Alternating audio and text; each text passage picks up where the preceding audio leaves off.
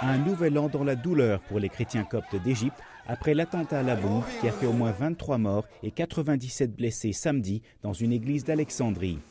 Les autorités politiques accusent des extrémistes étrangers d'être à l'origine de l'attentat. Les leaders religieux affichent eux leur solidarité avec les Coptes, l'une des plus anciennes communautés chrétiennes au monde. Celle-ci, présente en Égypte depuis près de 2000 ans, constitue à peu près 10% de la population. Les appels au calme n'ont pu empêcher des affrontements entre manifestants coptes et forces de l'ordre après l'attentat.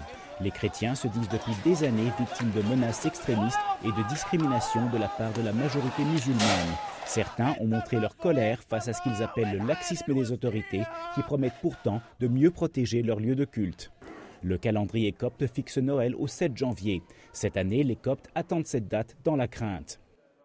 Scène de désolation également à Jos, dans le centre du Nigeria, ville hélas trop habituée aux affrontements religieux.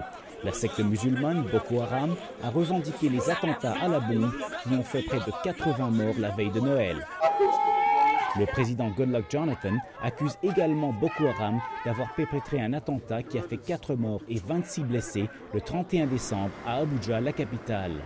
Créée en 2002, l'organisation Boko Haram, dont le nom signifie en Hausa « l'éducation occidentale est un péché », est très présente dans les États du nord et du centre du Nigeria. Ce sont ces mêmes États qui ont adopté la charia, c'est-à-dire la loi islamique, il y a maintenant une décennie, attisant ainsi les tensions entre chrétiens et musulmans.